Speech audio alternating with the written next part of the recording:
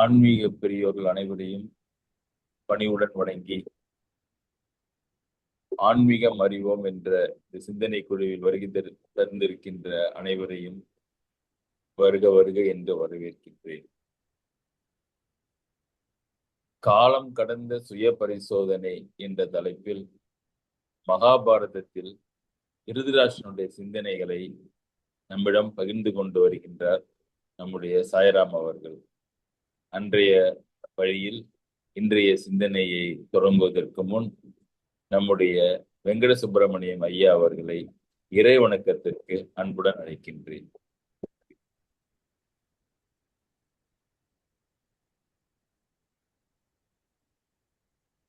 ஐயா டாக்டர் ஐயா பாடலையா?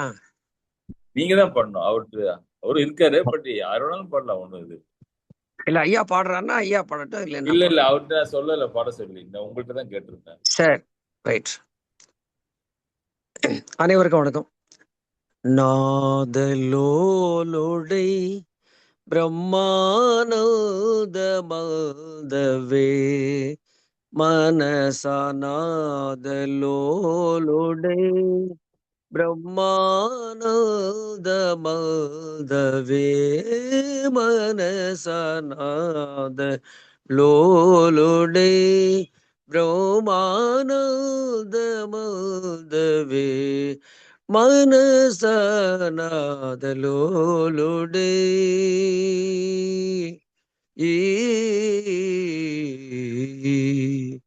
ஸ்வாது பலப்ரத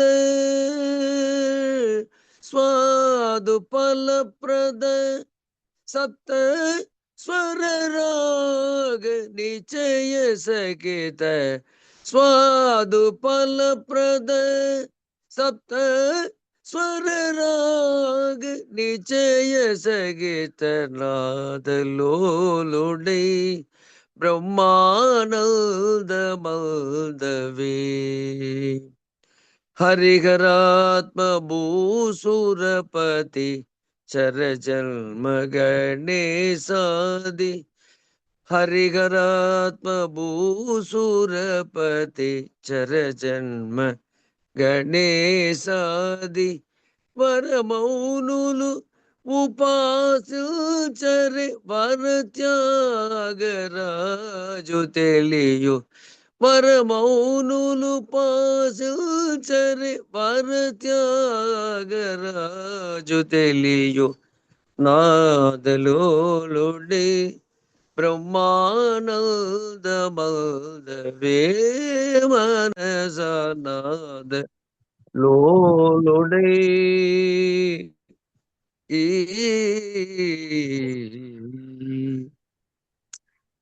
கல்யாண வசந்தம் அப்படிங்கிற ஒரு ராகத்துல தியாகராஜர் சுவாமிகளால் இயற்றப்பட்ட ஒரு பாடல். நாதத்தின் வடிவாக இருக்கின்ற இறைவனுடைய ஒரு இசை வடிவான இறைவனை எப்போதும் மனதிலே நினைந்து ஆனந்தம் அடை மனமே. நாதலோலுடை பிரம்மானந்தம் வந்தவே.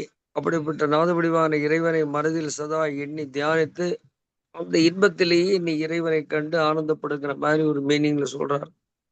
சுவாது பலப்பிரத சப்த ஸ்வரராக நிச்சய சகித்த இன்னிசை தரக்கூடிய 7 ஸ்வரங்களின் கூட்டால் உருவாகக்கூடிய ராகத்தின் வடிவாகவும் இசையின் வடிவாகவும் உள்ள இறைவனை நீ பணிந்து அவனுள் கலந்து அந்த இன்பத்தில் திளைத்து ஆனந்தமடைவாய் மனமே அப்படின்னு சொல்றார். ஹரிகராத்மன் அரிக்கும் அரணுக்கும் ஆத்மா விளங்கக்கூடியது. பூசுரர் பூமியிலே வேதம் பிடித்த கல்விமான்களின் இதயத்திலும், சுரபதி தேவர்கள் தலைவனான இந்திரனிடத்திலும் மற்றும் கணேசன் முதலான அனைத்து தேவரிடத்திலும் அத்தனை வடிவமாக இருக்கின்ற இசையின் வடிவமாக தான் அத்தனை பேருமே இருக்காங்க. ஹரிகராத்ம பூசுரபதி சரஜன்ம கணேசாதி வர மௌனுலு உபாசிச்சரே. அப்படிப்பட்டவர்களாலும் பெரிதும் உபாசிக்கப்படுகின்ற, அதா போற்றி வழிபடப்படுகின்ற இசையின் வடிவாக இருக்கின்ற இறைவனை மனமே நீ எப்போதும் இடைவிடாது நினைந்து அப்படின்னு சொல்றாரு. இது எனக்கு தெரிந்தவரை நான் அதை மொழிபெயர்த்திருக்கிறேன் ஐயா. எல்லோருக்கும் கேட்ட அனைவருக்கும் நன்றி. குரல் கொஞ்சம் பிசிறுத்து போச்சு, ஏன்னா உயர்ந்த பிச்சு நான் கரெக்டா படிக்க முடியல. நன்றி, வணக்கம். நன்றி நன்றி. அடுத்து தங்கள் பெயரே கொண்ட டாக்டர் வெங்கட சுப்பிரமணியம் அவர்களை வெகு நாட்களுக்கு பிறகு நம்முடைய குழுவிலும் முன்பிலிருந்து அவர்தான் இறைவணக்கம் நமக்கு இசைத்துக் கொண்டிருந்தார். அவரை சிவபெருமானை பற்றி ஒரு ஒரு வணக்க செய்யுளை இசைக்கும்படி அன்புடன் கேட்டுக்கொள்கிறேன். நன்றி ஐயா. இந்த பாடல் ஐயா சொல்லியபடி ஆதிசங்கரர் பாட்டு. சங்கர நாத சரீராபரா வேத விஹாரா வீரேஸ்வரா சங்கரா நாத சரீராபரா வேத விஹாரா ஜீவேஸ்வரா சங்கரா உயிரும் நீனே உடலும் நீனே உலகமே நீயே என உயிரும் நீனே உடலும் நீனே உலகமே நீயே என மௌனத்திரை வீழ ஞானத்திரை ஏழ நாதமே தேகமென நாதம் பாடிட நான் உனை போற்றிட உன்பத மலர் பணிந்தேனோ யாதுமான சிவன் ஜோதியாய் ஓடிடும் கண்டனே நீல கண்டனே தீமை நீங்கிட நன்மை ஓங்கிட நீதி காத்திட அவதரித்தவா அவதரித்தவா சங்கரா நாத சரீராபரா வேத விகாரா ஜீவேஸ்வரா தக தக தகவென மின்னும் மின்னலும் நெற்றில் கண்ணும் புன்னகையும் சல சல சலவென மழையாய் விழுவது சங்கர சலங்கையும் மனிதானோ பரமன் தலையிலே எழுங்கங்கா பாவம் தீர்க்கவே விழுங்கங்கா பரமன் தலையிலே எழுங்கங்கா பாவம் தீர்க்கவே விழுங்கங்கா நான் பாடி அழுகிறேன் வருவாயே ஆனந்த காட்சி நீ தருவாயே சங்கரா நாத சரீராபரா வேத விகாரா ஜீவேஸ்வரா சங்கரா நாத சரீராபரா வேத விகாரா ஜீவேஸ்வரா சங்கரா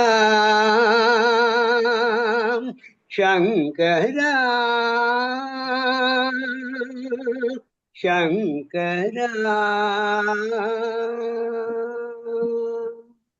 நமஸ்காரம் ஐயா. நன்றி டாக்டர் அவர்களே.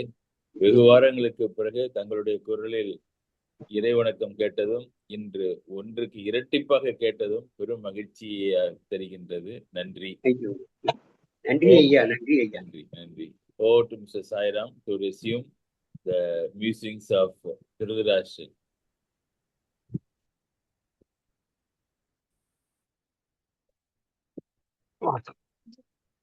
பேரன்பிற்கும் பெருமதிப்பிற்குரிய ஆசிரியர் அவர்களுக்கும் இணையத்தின்படி இணைந்திருக்கும் அனைவருக்கும் எனது இனிய மாலை வணக்கங்கள். அற்புதமான முறையிலே ஒன்றுக்கு இரண்டாக இருவரால் இறை துதி செய்யப்பட்டு அவர்களின் ஆசியுடன் இன்றைய நிகழ்ச்சி துவக்கி வைக்கப்பட்டிருக்கின்றது. ஒரே பெயரை கொண்ட இருவரும் எனக்கு மூத்தவர்கள் என்ற ஒரு காரணத்தினாலே அவர்களின் பாதம் தொட்டு அவர்களின் ஆசிகள் பெற்று அவர்களுக்கு நன்றிகள் கூறி நிகழ்ச்சிக்குள் செல்ல எத்தனிக்கின்றேன். நன்றி டாக்டர் ஐயா, நன்றி சகோதரர் அவர்களே. நாம் இன்றைய தினம் திருதராஷ்டிர மன்னனது காலம் கடந்த சுய பரிசோதனை என்ற நமது தொடர் சிந்தனையின் 12வது பகுதிக்குள் பிரவேசிக்க உள்ளோம். நமது கடந்த சிந்தனையிலே நாம் கண்டோம், திருதராஷ்டிரமன் சஞ்சயனிடம் புலம்புகின்றான். எப்போது கண்ணன் தன்னால் இயன்றவரை பாடுபட்டும் முடிந்த வரை முயற்சி செய்தும் கூட, பிரயத்தனம் செய்தும் கூட துரியோதனன் சமாதானத்திற்கு உடன்படாது கண்ணனை கட்டுவதற்கு முயன்றான் என்று அறிந்தேனோ சஞ்சயனே, அப்பொழுதே நம் பக்கம் வெற்றி என்பது இல்லை என்பதை நான் உணர்ந்து கொண்டேன் என்று புலம்புகின்றான். அது மட்டுமல்ல, கண்ணனை கட்டுவேன் என்று அவன் சொன்னதுடன் நிறுத்தியிருந்தால் கூட பரவாயில்லை, கண்ணனை கட்டுவதற்காக அவன் ஆலோசித்து ஒரு திட்டம் தீட்டிய பொழுதிலே பகவான் கண்ணன் எப்பொழுது அவையிலே விஸ்வரூபம் காட்டினானோ அப்பொழுதே கௌரவர்களுடைய பக்கம், தன்னுடைய பிள்ளைகளின் பக்கம் வெற்றி என்பது இல்லை என்பதை புரிந்து கொண்டேன் சஞ்சயனே என்று சொல்லக்கூடிய மன்னனின் புலம்பல்கள் அத்துடன் நிற்கவில்லை. நாம் கடந்த சிந்தனையிலே கண்டோம் கண்ண பரமாத்மாவின் விஸ்வரூப தரிசனம் பற்றி கண்டோம். விஸ்வரூப தரிசனத்திற்கு பின்பு கண்ணன் அவையை விட்டு நீக்கி செல்கின்றான். பாண்டவரை சந்திக்க புறப்பட தயாராகின்றான். பாண்டவரை உபப்பிரலாவியம் சென்று சந்திப்பதற்கு முன்பாக குந்தி தேவியை கண்டு அவளிடம் சபையில் நடந்தவற்றை பற்றி சொல்ல எண்ணம் கொள்கின்றான். அதனாலே நேராக குந்தி தேவியை சென்று சந்திக்கின்றான். குந்தி தேவியிடம் மன்னனது சபையிலே நடந்த அனைத்தையுமே அவளிடம் பகிர்கின்றான். அனைத்தையும் கேட்ட குந்தி தேவி தன்னுடைய பிள்ளைகளுக்கு பற்பல செய்திகளை சொல்லி அனுப்புகின்றாள். தன்னுடைய ஒவ்வொரு பிள்ளைக்குமாய் ஒவ்வொரு செய்தி. அவள் சொல்லக்கூடிய அந்த அறிவுரை ஏதோ ஒரு தாய் தன்னுடைய பிள்ளைக்கு சொல்லக்கூடிய ஒரு சாதாரண அறிவுரை அல்ல. குந்தி தேவி பாண்டவர்கள் ஐவருக்குமாய் சொன்ன அந்த சொற்களை கேட்கக்கூடிய ஒருவன் எவ்வளவுதான் கொலையாக இருந்தாலும் கூட, உயிரின் மேல் ஆசை கொண்டு ஓடி ஒளிந்தாலும் கூட, அவளுடைய சொற்களை ஒருவன் கேட்டுவிட்டால் நிச்சயமாக அவன் வீறு கொண்டு எழுவான் என்ற விதத்திலே அமைந்திருக்கக்கூடிய அற்புதமான சொற்களை அவள் கண்ணனிடம் சொல்லி, கண்ணன் அவை அனைத்தையுமே தன்னுடைய பிள்ளைகளுக்கு சொல்ல வேண்டும் என்பதாய் கேட்டுக்கொள்கின்றாள். குந்தி தேவி சொன்ன அனைத்தையும் கேட்ட பின் குந்தி தேவியை வணங்கி அவளிடமிருந்து கண்ண பரமாத்மா விடைபெற்று பாண்டவர்களுடைய இருப்பிடம் செல்ல எத்தனிக்கின்றான். அவளின் பாதம் தொட்டு பாண்டவரை சந்திக்க தான் உடனே செல்ல வேண்டிய நிலை இருப்பதையும் பற்றி சொல்கின்றான். உடன் புறப்பட்டும் செல்கின்றான். அவள் சொல்லக்கூடிய அந்த செய்திகளை பற்றி கண்ணன் தன்னுடைய எண்ணத்திலே சற்று சிறிது சிறிதாக அலை அலையாக அவள் சொன்னவை அனைத்தையும் கேட்டு, இப்படி ஒரு பண்பணி, எப்படி நாட்டை ஆளக்கூடிய ஒரு மன்னன் சிறப்புடன் வாழ வேண்டும், ஆள வேண்டும், எப்படி ஒரு பிரச்சனை என்று ஒன்று வந்தால் அதை சீர்தூக்கி பார்த்து அதற்கு உண்டான செய்கைகளை செய்ய வேண்டும் என்று குந்தி தேவி சொல்கின்றாள் என்பதை அனைத்தையும் கண்ணன் சற்றே தன்னுடைய மனத்திலே ஆலோசித்துக் கொண்டே செல்கின்றான். புறப்படுவதற்கு முன்பாக குந்தி தேவி சொன்ன அந்த கத்திரிய தர்மத்தை பற்றி சற்றே நினைத்து பார்க்கின்றான். குந்தி தேவி தனது செய்திகளை தர்மபுத்திரருக்கும் பீமனுக்கும் அர்ஜுனனுக்கும் நகுல சகாதேவர்களுக்கும் தனித்தனியாக சொன்னதை எண்ணி அவன் சற்றே வியந்தே போகின்றான். எப்படிப்பட்ட செய்திகளை அவள் சொல்கின்றாள்? அனைத்தையும் சொல்லிவிட்டு செய்திகளாக மட்டும் இருக்கக்கூடாது, தன்னுடைய மருமகள் பட்ட அந்த அவமானத்தையும் பற்றி அவள் சற்றே போட்டு காண்பிக்கின்றாள் கண்ண பரமாத்மாவிடம். பாண்டவர்கள் எதை வேண்டுமானாலும் மறந்து போய்விடலாம் கண்ணனே, ஆனால் திரௌபதி ஆனவள் துரியோதனுடைய அரண்மனையிலே பட்டாலே ஒரு அவமானம், அதை பற்றி மட்டும் அவர்கள் நிச்சயமாக நினைவில் கொள்ள வேண்டும் என்ற ஒரு செய்தியையும் அவள் சொல்கின்றாள். குந்தி தேவியிடம் பாண்டவர்களுக்காக சொல்ல வேண்டிய செய்திகள் அனைத்தையும் கேட்ட கண்ணன் அவளை வனம் வந்தான். அவளுடைய பாதம் போற்றி வணங்குகின்றான். அவள் விடைபெறுவதற்கு முன்பாக அவளுக்கு பற்பல விதமாய் சமாதானங்கள் சொல்கின்றான். சமாதானம் என்றால் ஏதோ சிற்சில வார்த்தைகளிலே அவளுடைய தற்பொழுதைய அந்த மனமானது சற்றே அமைதி அடைவதற்காக சொன்ன வார்த்தைகள் அல்ல அவை எதுவுமே. எப்படிப்பட்ட சீர்தூக்கிய வார்த்தைகள் என்று கேட்டால், நம்முடைய இன்றைய சிந்தனைக்கு திருதராஷ்டிர மன்னன் சிந்திக்கின்றானே, எப்பொழுது கண்ணனானவன் குந்தி தேவியை சந்தித்து அவளை சமாதானம் செய்து வைத்தானோ அப்பொழுதே தன்னுடைய பக்கத்திலே வெற்றி என்பது இல்லை என்பதை நான் உணர்ந்து கொண்டேன் சஞ்சயனை என்று புலம்புகின்றான். அதாவது குந்தி தேவியை கண்ணன் எப்படிப்பட்ட வார்த்தைகள் சொல்லி சமாதானம் செய்திருப்பான் என்பதை அவர்களுக்குள் நடந்த சம்பாஷணை பற்றி எதுவுமே அறியாத நேரத்திலும் கூட குந்தி தேவி சமாதானம் அடைந்து விட்டாள் என்பதை அறிந்த அந்த மன்னன் சொன்ன சொற்கள் இவை.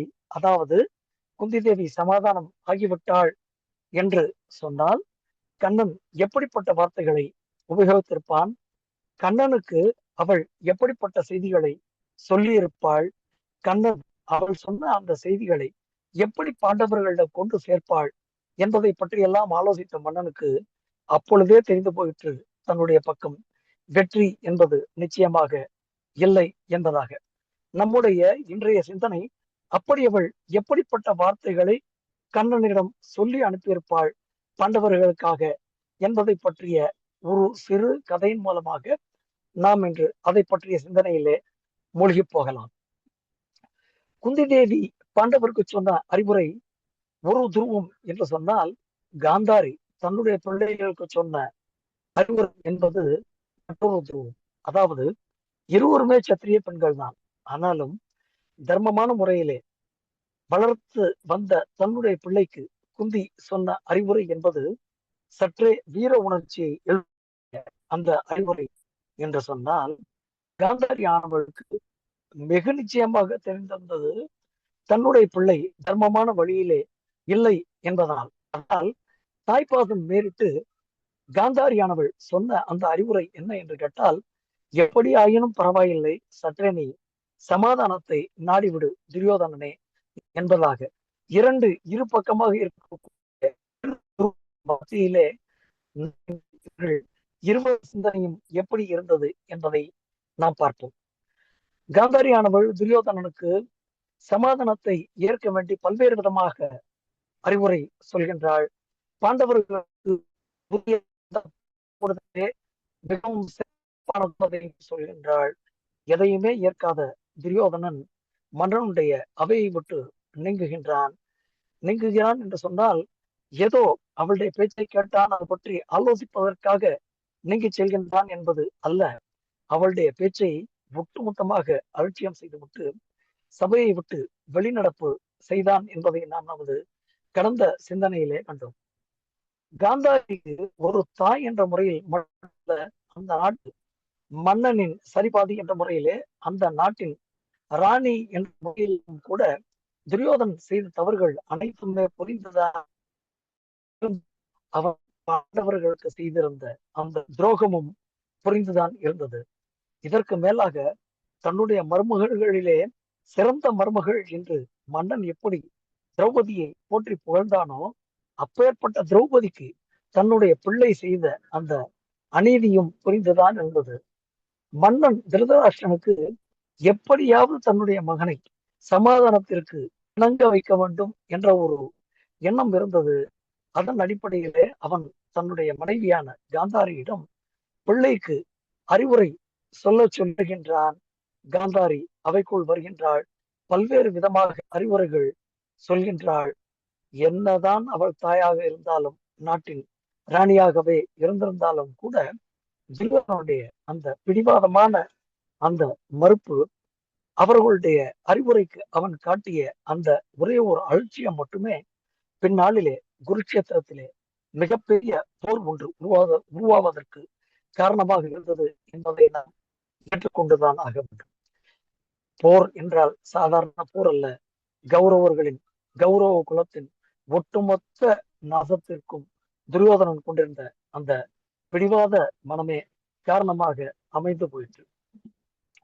ஏதோ கண்ணன் பாண்டவர் சார்பாக தூது மட்டுமே வந்தான், பாண்டவர்கள் சொன்ன செய்தி மட்டும் சொன்னான் என்பதை மட்டும் கண்ணன் தூது படலம் பற்றி மகாபாரதம் சொல்லவில்லை. அனுமனானவன் ராவணனது சபையிலே ராமனின் படை பலத்தை ராவணன் உணரக்கூடிய வகையிலே எப்படி ஒரு மிகப்பெரிய பயத்தை ராவணேஸ்வரனுக்கு உண்டு பண்ணியிருந்தானோ, அதுபோலத்தான் கண்ணன் துரியோதனனுடைய சபையிலே அவன் ஆடிய அந்த சொல்லாடல் மட்டுமல்ல, இறைவனை தன்னுடைய மனத்திலே இருத்தி அனுமன் சற்றே ஒரு பகவானாக மனிதனாய் அவதரித்த அந்த கண்ணன் தான் எப்பேற்பட்ட பகவான் என்பதை விஸ்வரூபம் காட்டி சபையோர்களை சற்றே நடுங்கத்தான் செய்தான். விஸ்வரூபம் கண்ட பின்பும் கூட துரியோதனன் சமாதானம் என்ற ஒன்றை ஏற்காமல் போனது குரு குலத்திற்கு, அதாவது கௌரவர்களின் அந்த குலத்திற்கு நாசமாகவே அமைந்தே போனது. அது மட்டுமல்ல, கண்ணன் எவ்வளவோ மிகச்சிறந்த யுக்திகளை கையாண்டான். கௌரவர்கள் பக்கத்தில் இருக்கக்கூடிய கர்ணனை தன்னுடைய பக்கத்திலே இணைக்க முடியுமா என்று முயற்சி செய்து பார்க்கின்றான். அதை செயல்படுத்தக்கூடிய வகையிலே குந்தி தேவியிடம் விடைபெற்று பாண்டவரை காண்பதற்கு செல்வதற்கு முன்பாக கர்ணனுடன் ஒரு வெகு நீண்ட தனிமையிலே மிகச்சிறந்த ஒரு உரையாடல். கர்ணன் வேறு வழியே இன்றி கண்ணனை கட்டு தழுவி கண்ணனிடம் விடை பெற்று அவன் தனியாக சென்றுவிட கண்ணன் நேராக பாண்டவர்களை சந்திக்க செல்கின்றான். நாம் இந்த இடத்திலே நினைவில் கொள்ள வேண்டிய விஷயம் என்ன என்று கேட்டால், ஏதோ இந்த கதை நேரடியாக ஒரு மூலமாக ஒருவருக்கு சொல்லப்பட்டது என்பது அல்ல. இந்த பாரத கதை முழுவதுமே வைசம்பாயனன் ஜனமேஜயனுக்கு சொல்லிக் கொண்டிருக்கின்றார்.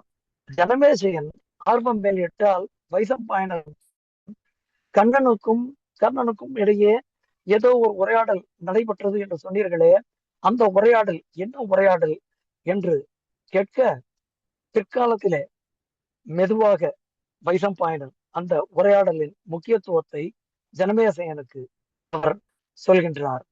நாம் இதை பற்றி அஸ்தினாபுரத்திலே பாண்டவர்களிடம் பற்பல விஷயத்தை சொன்ன கண்ணன் தனக்கும் கண்ணனுக்கும் இடையே நடந்த அந்த உரையாடலை மட்டும் பாண்டவர்களிடம் மறைத்து விடுகின்றான். அதை நம்முடைய நினைவிலே கொள்ள வேண்டும். ஒருவேளை கண்ணன் மட்டும் கர்ணனுக்கு சொன்ன அந்த உண்மைகளை பாண்டவர்களிடம் உரைத்திருந்தால் பிற்காலத்திலே குருக்ஷேத்திரத்திலே இப்படி ஒரு போர் ஏற்பட்டிருக்குமா, ஒரு பேர் அழிவுதான் நிகழ்ந்திருக்குமா என்பது கேள்விக்குரிய. கண்ணன் கட்டி காத்த அந்த ரகசியம் ஏனோ யுத்தத்தின் முடிவு வரை பாண்டவர்களுக்கு தெரியாமலே போனது. அந்த ரகசியம் அவர்களுக்கு தெரிந்த அந்த வேளையிலே அந்த ரகசியத்தினால் அவர்கள் பெற்ற அந்த தெளிவினால் எந்த விதமான ஒரு உபயோகமும் இல்லாமலும் போய்விட்டது என்பதை மகாபாரதம் நமக்கு சுட்டி காட்டுகின்றது. அப்படி என்ன ஒரு உரையாடல் கர்ணனுக்கும் என்பதை நாம் இன்றைய சிந்தனையின் நிறைவு பகுதியிலே கண்டோம். கண்ணன் பாண்டவர்களை சந்திக்கின்றான். துரியோதனுடைய அவையிலே நடந்த நிகழ்வுகள் அனைத்தையும் அவன் தெரிவிக்கின்றான். அவன் அவ்வாறு பாண்டவர்களிடம் சொல்லி கொண்டிருக்கக்கூடிய அந்த வேளையிலே அஸ்தினாபுரத்திலே மற்றொரு காட்சி அரங்கேறி கொண்டிருந்தது. அஸ்தினாபுரத்திலே சபையிலே இருந்த பெரியவர்கள் அனைவருமே குந்தி தேவி கண்ணனிடம் சொன்ன செய்தியை கேட்டு சற்றே வருந்தி போனார்கள். கௌரவர்களிடம் காக்கப்பட வேண்டும் என்று சொன்னால் துரியோதனன் சமாதானத்தை ஏற்றுத்தான் ஆக வேண்டும். பாண்டவர்களுக்கு உரிய பங்கை அவன் கொடுத்துத்தான் ஆக வேண்டும் என்ற ஒரு எண்ணம் கொண்டு மீண்டும் ஒருமுறை துரியோதனனை சபைக்கு அழைத்து வந்து அனைவருமாக சேர்ந்து அறிவுரை சொல்கின்றார்கள். மகாபாரதத்தின் ஆரம்ப கதையை நாம் நினைவு கொள்ள வேண்டிய நேரம் இது. பீஷ்ம பிதாமகர் துரியோதனனை பார்த்து பேசத் தொடங்குகின்றார். அஸ்தினாபுரத்தின் வாரிசுகள், அதாவது குருகுலத்திலே மன்னராய் வந்தவர்கள் எல்லாம் எப்படி மன்னவர்களாய் மாறி போனார்கள், எப்படி மன்னன் என்ற பதவி பெற்றார்கள் என்பதை சொல்ல தொடங்கினார். அது மட்டுமல்ல, deviation and he explained the reasons for such deviations also. முதல்ல தந்தை பற்றி பீஷ்மர் சொல்ல தொடங்குகின்றார். புகழ்பெற்ற மன்னன் சந்தனுவுக்கு தான் ஒரே ஒரு பிள்ளையாக இருந்ததை சொல்கின்றார். மன்னன் சந்தனு தன்னுடைய பிள்ளையை அழைத்து, அதாவது பீஷ்மராய் இருந்த அந்த பீஷ்மர் தேவவிரதனாய் இருந்த காலத்திலே தேவவிரதனை அருகிலே அழைத்து சந்தனு மன்னன் தன்னுடைய மனக்குமுறலை சொல்கின்றான். அந்த மனக்குமுறலுக்கும் சத்தியவதிக்கும் அவனுக்கும் நடந்த திருமணம் பற்றி நாம் முன்பு ஒரு முறை சிந்தித்திருக்கின்றோம். சந்தனு தேவர்தனை பார்த்து சொல்கின்றான், தேவர்தனே, ஒரே ஒரு புத்திரன் உள்ளவனை பண்டிதர்கள் புத்திரன் இல்லாதவனாக சொல்கின்றார்கள் என்பதை நான் உணர்ந்து கொண்டேன் என்பதை தன்னுடைய வருத்தமான குரலிலே சொல்கின்றான். தனக்கு இரண்டாவது புத்திரன் எப்படி உண்டாவான் என்பது பற்றி நான் ஆலோசிக்கின்றேன் என்பதை சொல்ல, மன்னன் அதாவது சந்தனு தன்னுடைய தந்தை அவருடைய அந்த எண்ணத்தை அறிந்த தேவவர்தன் தன்னுடைய தந்தையின் பிரீத்திக்காகவும் நிமித்தமாகவும் மிகப்பெரிய சபதம் ஒன்றை செய்கின்றார். நாம் பீஷ்மரை பற்றிய சிந்தனையிலே அதை நாம் சிந்தித்திருக்கின்றோம். எப்படிப்பட்ட ஒரு சபதம் என்று கேட்டால், தான் ஆவது இல்லை என்பதன் ஒரு சபதம். மற்றொன்று, தான் எந்த நாளுமே பிரம்மச்சரியத்தை காப்பது என்பதாய் ஒரு சபதம். இந்த இரண்டையும் சத்தியவதியின் தந்தைக்கு சபதமாய் செய்து கொடுத்த பின்பு ஒரு சத்தியம் செய்த சத்தியவதியை வணங்கி தான் அழைத்து கொண்டு தன்னுடைய அரண்மனைக்கு வருகின்றான். அரண்மனைக்கு தேவவிரதன் பீஷ்மராய் மாறிய பின்பு தாயான சத்தியவதியை உடன் அழைத்து வர அது கண்ட மன்னன் சந்தோஷித்து போகின்றான். எப்படிப்பட்ட ஒரு வரம் என்று கேட்டால், இச்சாமிருத்யு என்பதாக ஒரு வரம் ஒன்றையும் மன்னன் தருகின்றான் பீஷ்மனுக்கு. பீஷ்மர் பிறந்த கதையும் அவர் செய்த சபதமும் பற்பல விதமாய் சொல்ல நாம் கேள்விப்பட்டு மகிழ்ந்திருக்கின்றோம். அதை தவிர்த்து விட்டு நான் மேலே தொடர்கின்றேன். சத்தியவதியை மணந்து கொண்ட மன்னன் சந்தனுவுக்கு சத்தியவதியின் மூலமாக 2 பிள்ளைகள் உண்டானது பற்றி பீஷ்மர் சொல்கின்றார். அதாவது மன்னனுக்கு பிள்ளைகள் என்று சொன்னால் தனக்கு தம்பிகளுக்கு 2 பேர், 2 பேருக்கு 2 பெயர்கள். ஒருவன் சித்ராங்கதன், மற்றொருவன் விசித்திர வீரியன். சித்ராங்கதன் மாண்டு போனது பற்றி சொல்கின்றார். விசித்திர வீரியன் தன்னுடைய தந்தையின் மறைவுக்கு பின்பாக ஆனது பற்றி சொல்கின்றார். மன்னனான விசித்திர வீரியனுக்கு தான் படித்து நடந்து வந்து கொண்டிருந்த அந்த கதையை சொன்னார். கதை அனைவரும் அறிந்த ஒன்றுதான். பீஷ்மர் விசித்திர வீரியனுக்காக மணமுடிக்க காசி தேசம் செல்கின்றார். அம்பா, அம்பிகா, அம்பாலிகா ஆகிய மூவரையும் கவர்ந்து அம்பாவின் கதை தனிக்கதை. அம்பிகாவும் அம்பாலிகாவும் விசித்திர வீரியனுக்கு மனைவி ஆனது பட்டுகின்றார். வாரிசற்ற நிலையிலே விசித்திர வீரியன் ஆட்பட்டு மறைந்து போகின்றான். அப்படிப்பட்ட நிலையிலே அஸ்தினாபுரம் அந்த அரியணையை ஆழ்வதற்கு தேர்ந்த வாரிசு இன்றி தவித்த ஒரு வேளையிலே, as per the desire of Satyavati, நாம் இதை கொள்ளலாம். சத்தியவதியின் ஆலோசனையின் பேரிலே பீஷ்ம பிதாமகர் வியாசரின் துணை கொண்டு அஸ்தினாபுரம் அணைக்கு 3 வாரிசுகள் பெற்ற அந்த கதையை சொல்கிறார். அதிலே மூத்தவர் தற்போதைய மன்னன் ஆட்சி பீடத்திலே அமர்ந்திருந்த மன்னன் பாண்டு. 3ஆவதாக இருந்தவர் அமைச்சர் விதுரர். விழிப்புலன் அற்ற திருதராஷ்டிரர் அரசராகும் உடல் தன்மை பெறாமல் இருந்ததனால், since he was handicapped, he was not accepted to occupy the seat of the. அந்த ஒரு காலத்தை முன்னிட்டு பாண்டு அஸ்தினாபுரம் அரியணையை அலங்கரிக்க தொடங்குகின்றான். மன்னனாக மாறி போகின்றான் பாண்டு. பின்னாளிலே பாண்ட மன்னன் வேட்டையாடிய காலத்திலே நடந்த கதை நமக்கு தெரியும். அதன் பொருட்டு பாண்டு அரியணையை அண்ணனிடம் ஒப்படைத்து விட்டு அவன் காடு செல்ல, காட்டிலே பாண்டுவும் மறைந்துவிட அஸ்தினாபுர திருதராஷ்டிரனுடைய ஆளுகையின் கீழ் வருகின்றது. திருதராஷ்டிர மன்னன் ஆளுகைக்கு எவ்வாறு வந்தான் என்பதை துரியோதனிடம் பீஷ்மர் சொல்கின்றார். இந்த அஸ்தினாபுரம் ராஜ்யமானது துரியோதனனே, உன்னுடைய தந்தை திருதராஷ்டிரனுக்கு சொந்தமான ராஜ்யம் அல்ல. இது பாண்டவிற்கு சொந்தமான ராஜ்யம். எனவே கலகம் என்று எதுவும் செய்யாமல் ராஜ்யத்தின் பாதியையாவது நீ பாண்டவருக்கு கொடுத்தே ஆக வேண்டும் என்று பீஷ்மர் சொல்கின்றார்.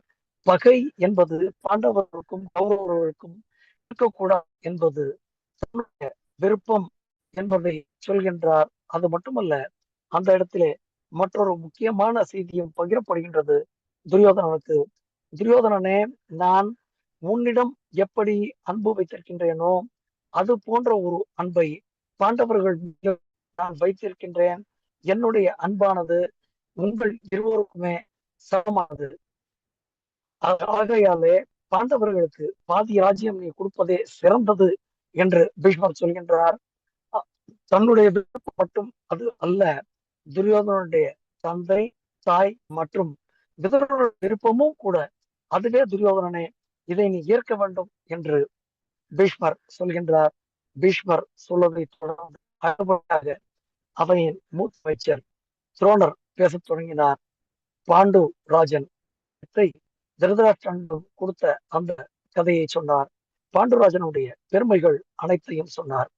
துரியோதனனின் தந்தையை ஆசனத்தில் அமர்த்திவிட்டு பாண்டு மன்னன் மனைவியரிடம் காடு சென்ற அந்த இந்த வெகுவாக சொல்கின்றது. மனிதர்களால் பெரிய அளவிலே போற்றப்படக்கூடிய விதுரரோ வேலைக்காரன் போல மன்னனுக்கு சாமரம் போட்டு வணக்கம் செலுத்தி கீழ்ப்படிந்து பணிவிடை செய்து கொண்டு வருகின்றான். துரியோதனனே, இது மட்டுமல்ல, தான் துரியோதன் தான் சொன்ன அந்த அறிவுரையை ஏற்க தவறிவிட்டால் அவனிடம் ஜீவனோபாயம் விருப்பமில்லை என்று சொல்கின்றார். அது மட்டுமல்ல, எந்த இடத்திலே பீஷ்மர் இருக்கின்றாரோ அந்த இடத்திலே தான் துரோணராகி தானும் இருப்பேன் என்பதை அவர் சொல்கிறார். படி பாதி பங்கு நிச்சயமாக பாண்டவர்களுக்கு கொடுக்க வேண்டும் என்று சொல்கின்றார். அனைத்தையும் சொல்லிவிட்டு மற்றொன்றையும் இறுதியாக சொன்னார். பாண்டவர்களுக்கும் தான் தான் ஆச்சாரியன் என்பதை துரியோதனன் நினைவில் கொள்ள வேண்டும் என்று சொல்கின்றார். துரியோதனிடம் தனக்கு இருக்கக்கூடிய பிரீத்தி எந்த அளவு உண்டோ அதே அளவு பிரீத்தி நிச்சயமாக பாண்டவர்கள் மேலும் இருந்தது.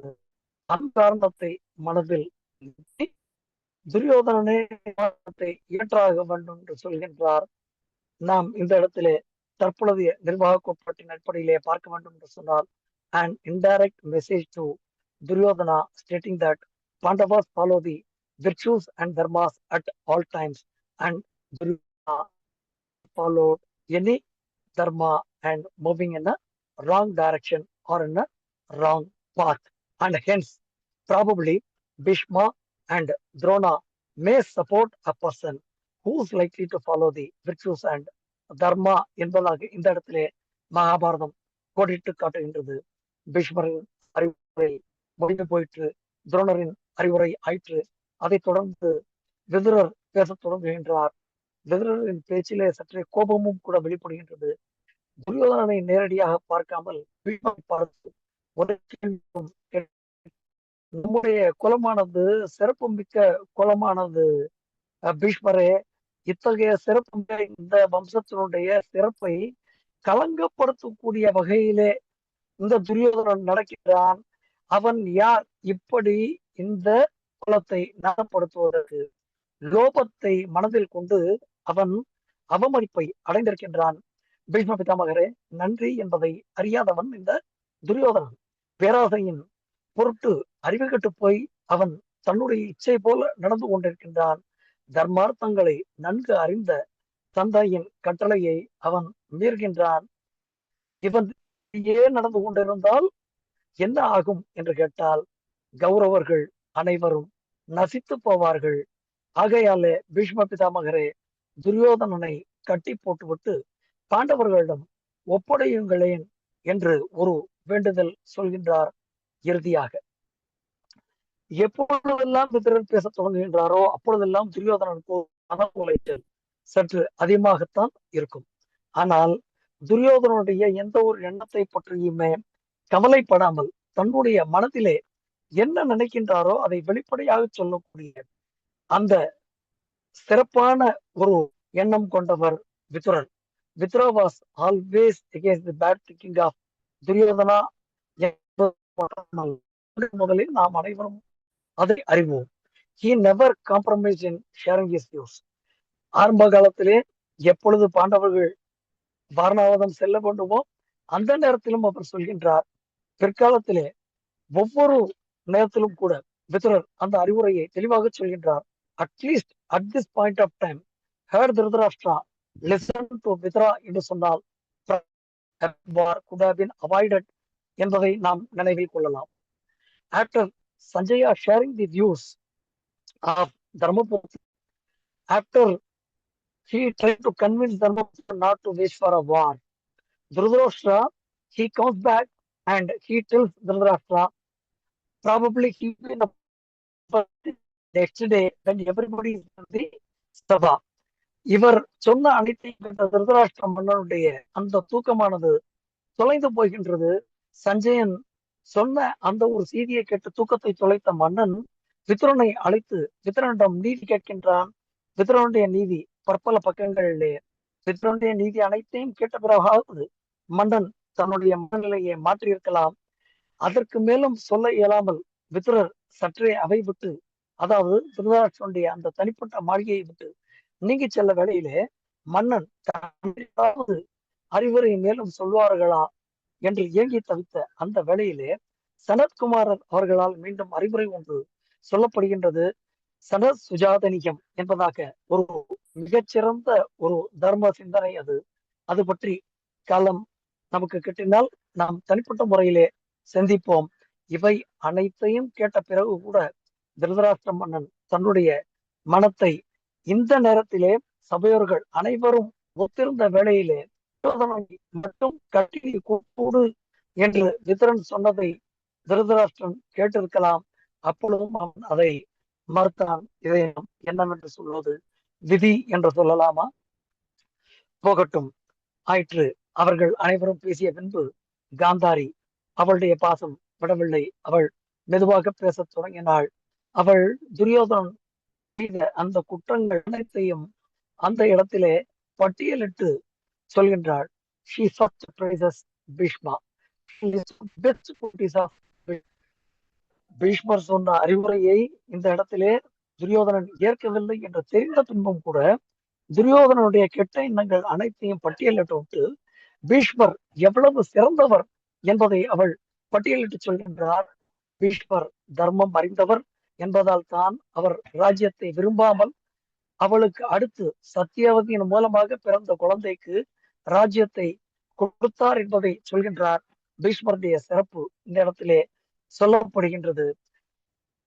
பீஷ்மர் ராஜ்யத்தை மறுத்த பொழுது சத்தியவதியின் மூலமாக பிறந்த இருவரில் ஒருவன் போன பின்பு மற்றவனுக்கு அந்த ராஜ்யம் சொல்கிறார்.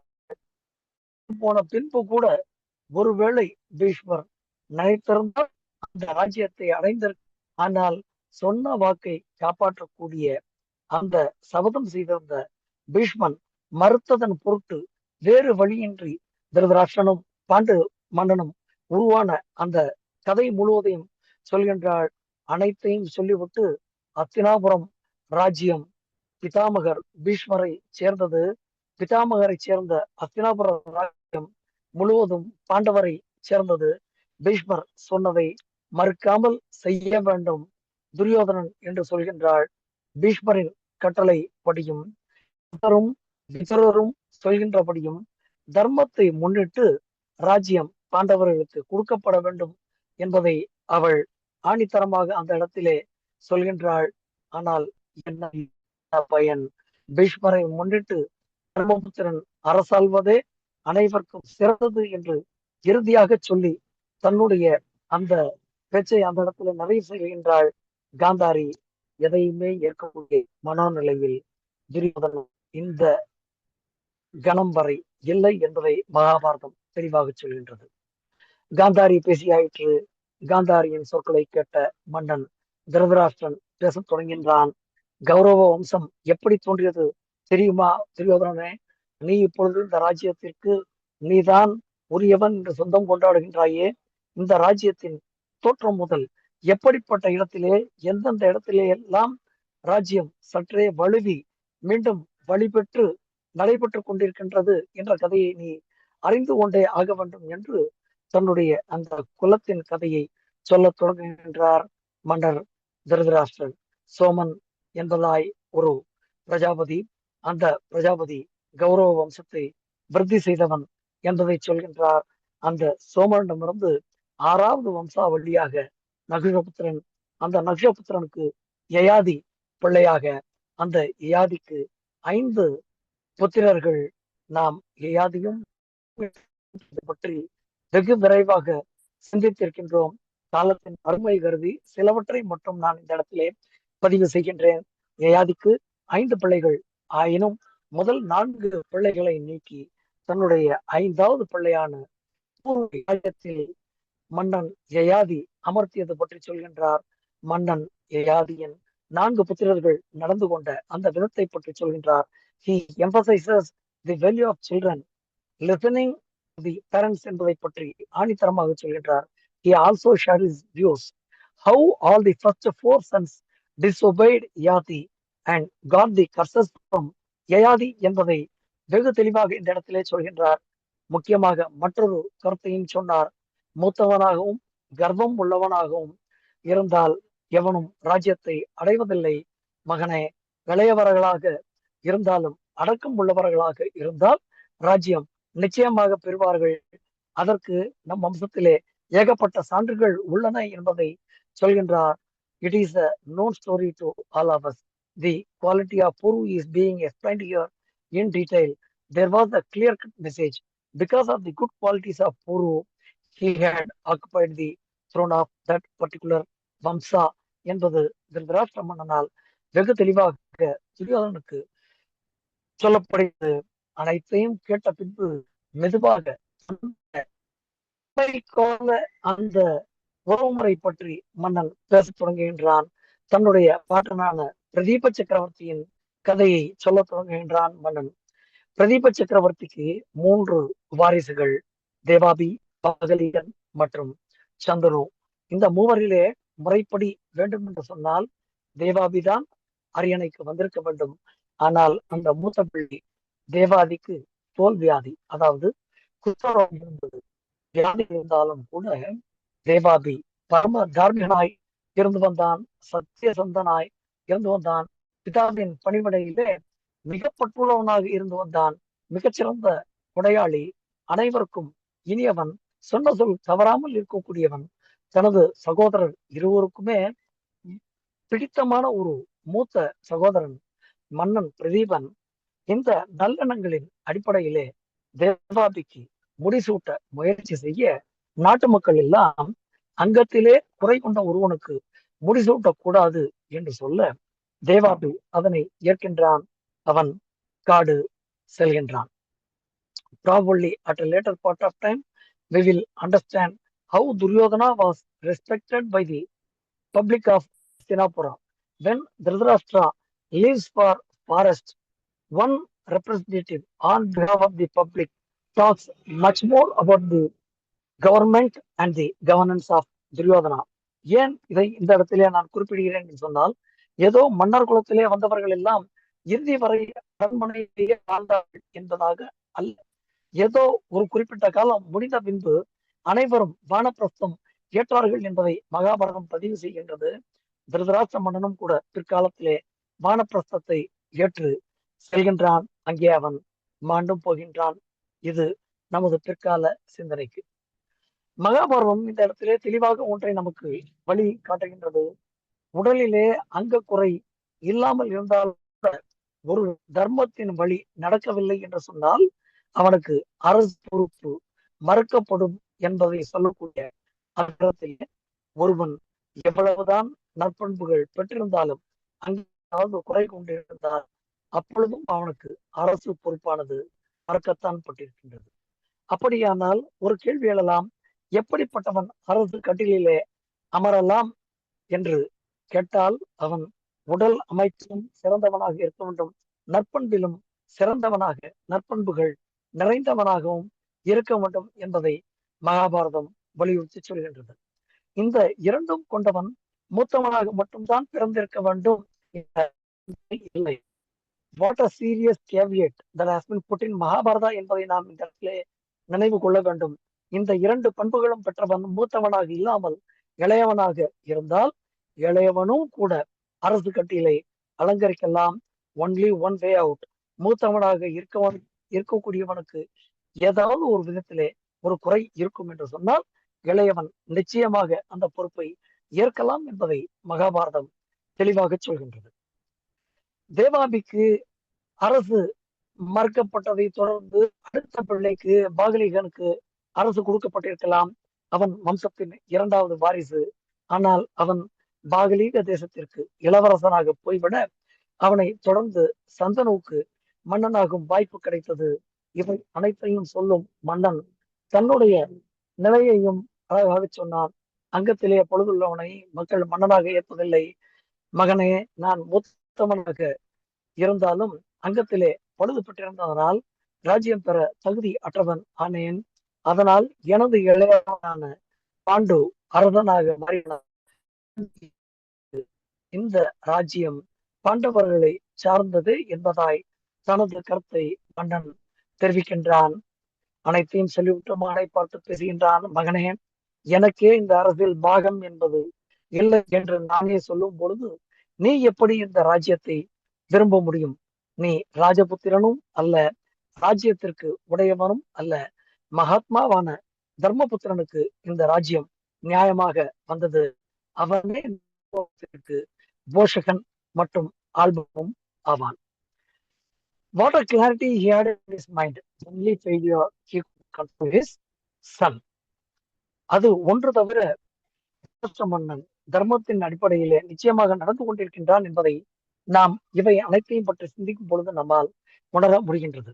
ஏன் இப்படிப்பட்ட ஒரு முன்னுரை திருதராஷ்டிர மன்னனுடைய எண்ணங்களை பற்றி என்று கேட்டால், பல்வேறு வகைப்பட்ட Mahabharata நிகழ்வுகளிலே always there used to be a question. There was a conditional premise. Pandu has given up his regime to his brother, and hence, since it was already handed over to Dhritarashtra, Pandu cannot claim the regime back என்பதாக சிற்சில கருத்துக்கள் நிலவுகின்றன. We all need to understand only one thing.